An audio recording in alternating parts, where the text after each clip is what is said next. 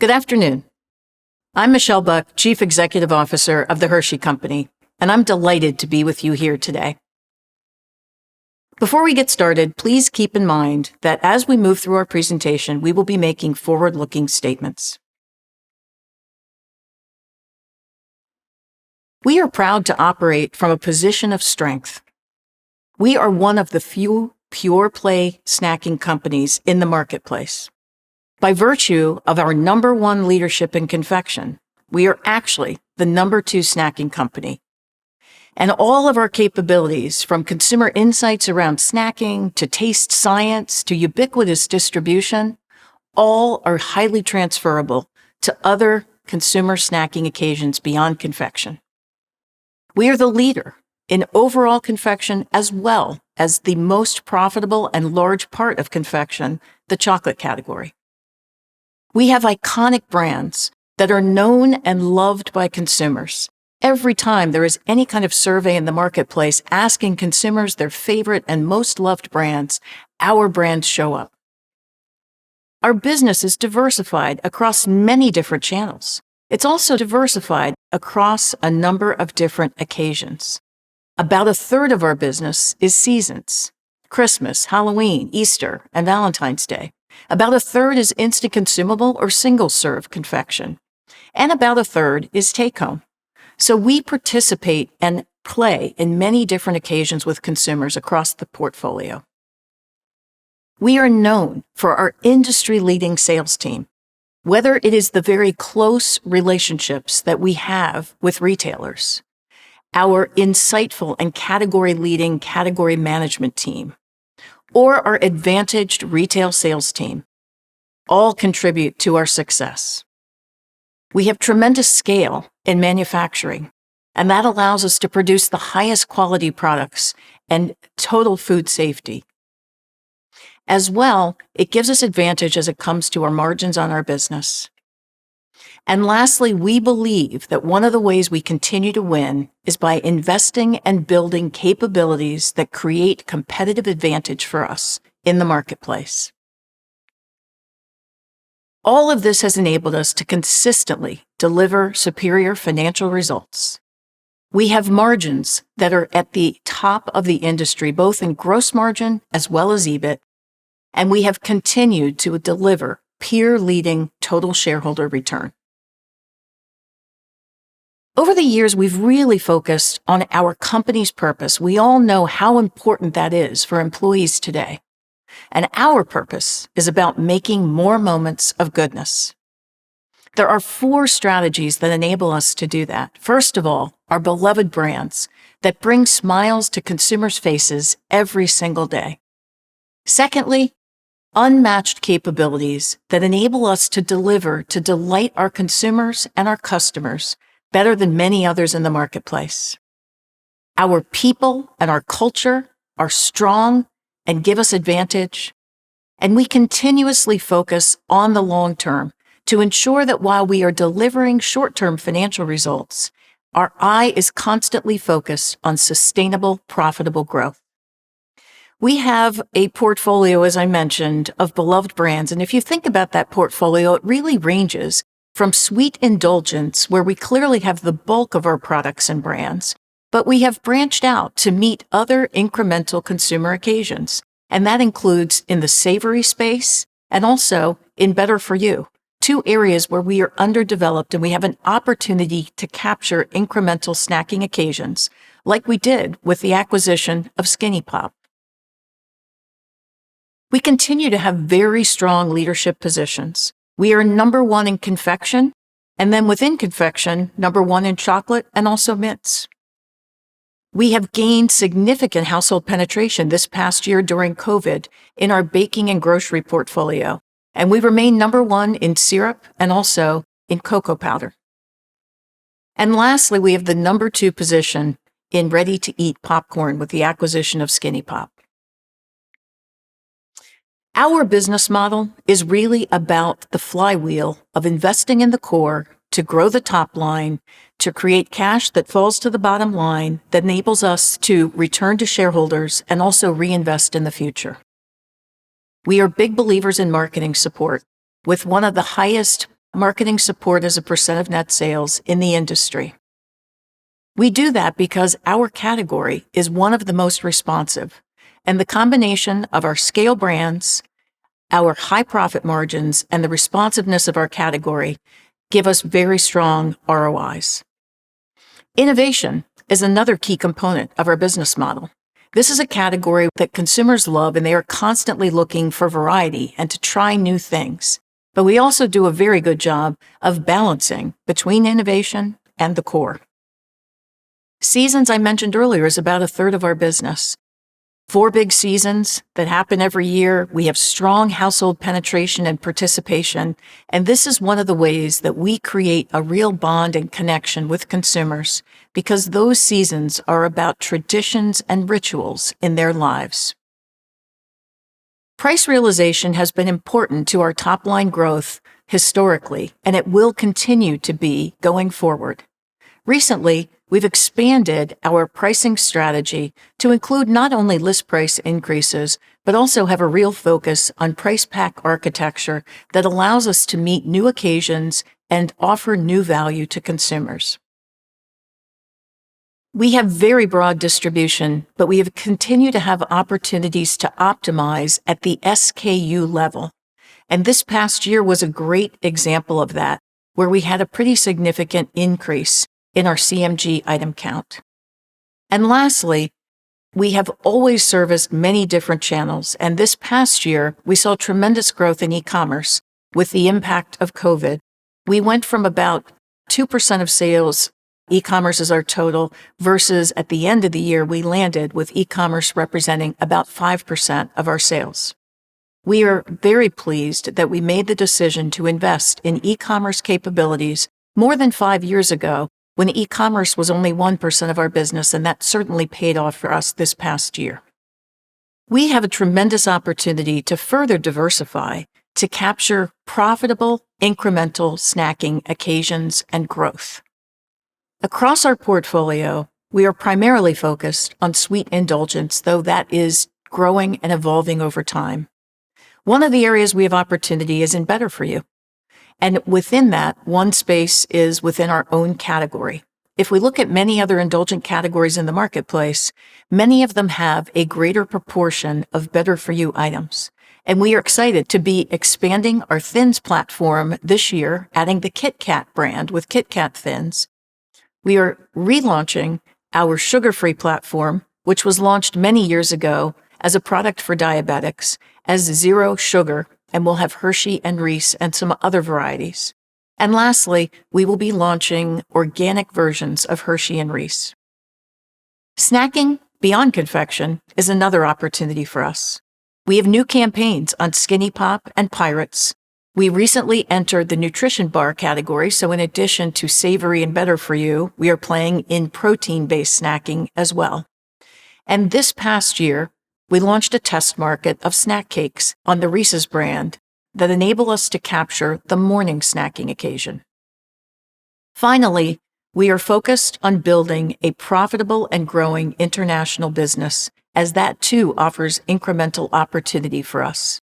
We are focused on India, Mexico, and Canada as growth drivers, and we are using efficient distribution models in Europe, in Asia, and also in China to continue to grow our business there. Let's take a look at some of the great campaigns that we have on our business. Really makes you think.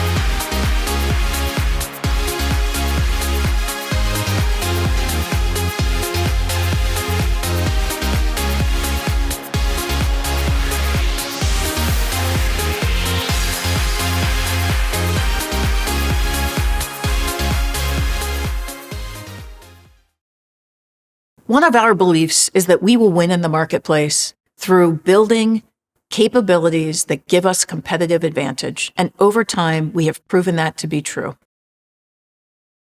We are well known as being number one on many key capabilities in our arsenal.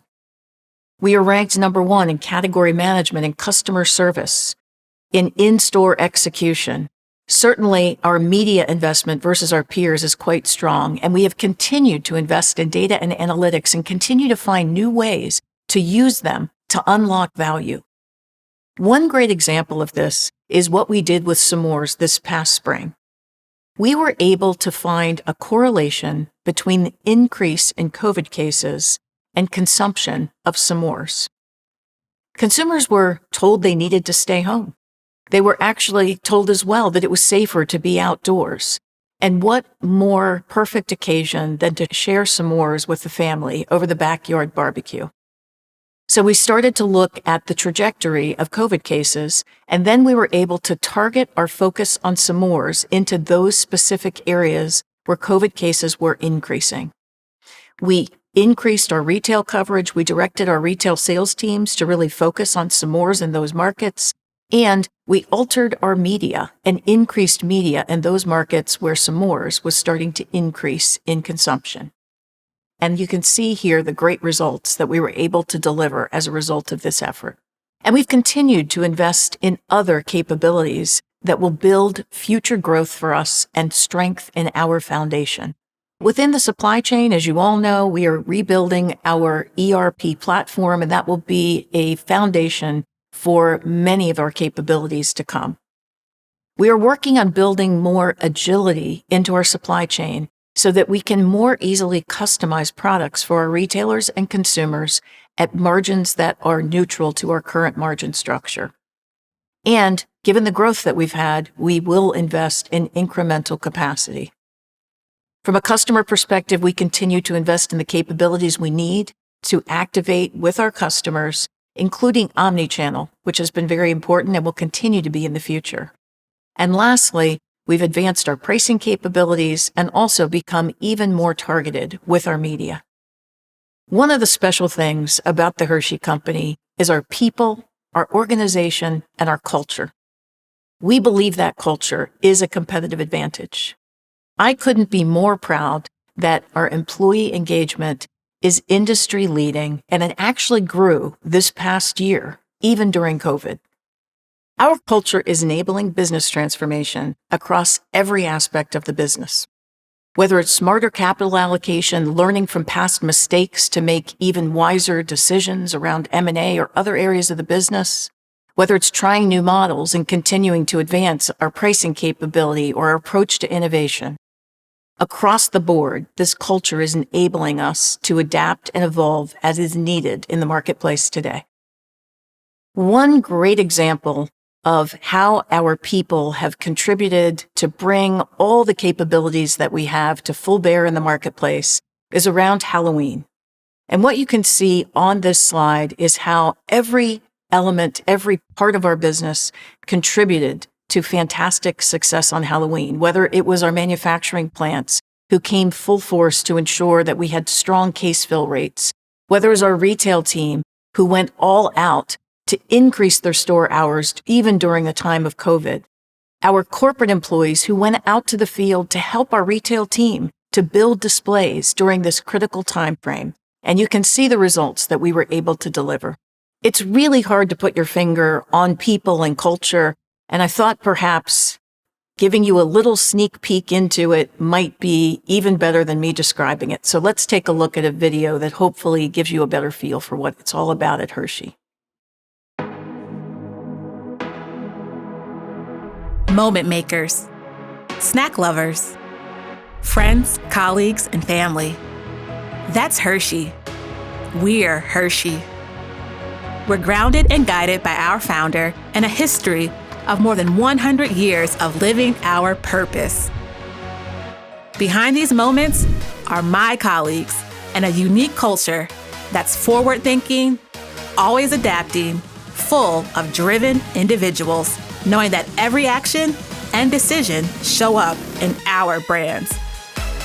While some started as interns, and now lead from the C-suite, all are individuals with passion, compassion, and diverse perspectives seeking to be part of something bigger than themselves. Consumers are at the heart of what we do.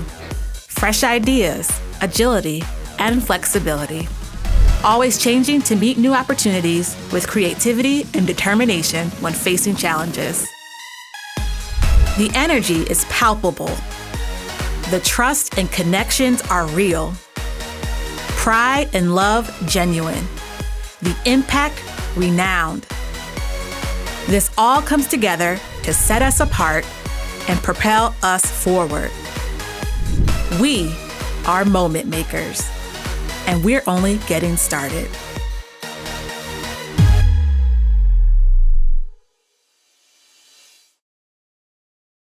Every decision that we take for the company balances not only delivering short-term financial results, but keeping an eye on the long term and making sure that we are focused on sustainable growth. We are proud that we continue to show up and be recognized from many different organizations for how we do business, not just the results that we deliver. And we're proud that over this past year, when many of our communities were in need, we stepped up and we provided and contributed even more to those communities. Finally, we have always put a focus on ESG, and there is never a time that it was more important to us than it is today.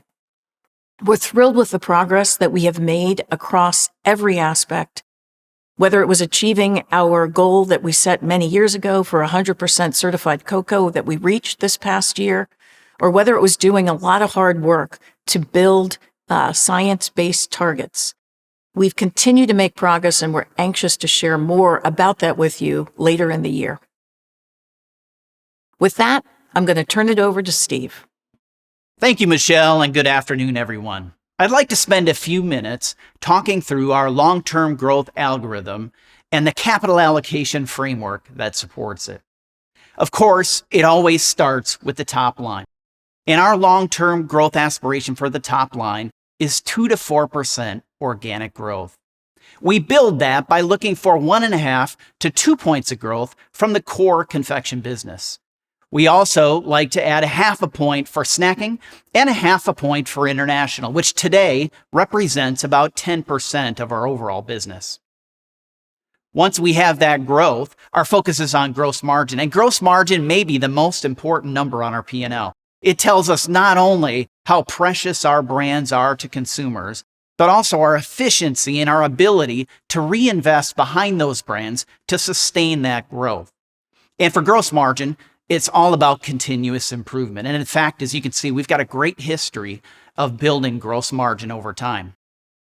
The levers we use are many, and it starts with, as Michelle said, a balanced approach to top-line growth that includes both pricing as well as volume. Of course, pricing is helpful, and it drops quickly through the P&L once we account for the elasticity impacts. But volume is also important as we bring new consumers and more consumption into our business. But it doesn't stop with that. We also have a heritage of driving productivity improvements over time. And that productivity improvement is an important part of our muscle inside the growth algorithm. We also make carefully considered investments in capability on the manufacturing side to drive agility and flexibility to respond to customer and consumer needs, while at the same time reinforcing those productivity improvements that I mentioned. As we move around the world, the international business has been and remains a key part of our formula going forward. As you've heard in recent earnings calls, we've made some decisions to modify and optimize our go-to-market model in China. In fact, continuing work that has been going on for a number of years to drive more efficiencies through that business. We have a lot of aspirations for our international business, but we also want it to be profitable, and we want it to be able to compete for capital with the other parts of our portfolio. And we'll continue to invest in good shareholder returning opportunities in the international business for the future. When you have great top-line growth and a balance of volume and price combined with gross margin expansion, you can drive operating leverage through the P&L.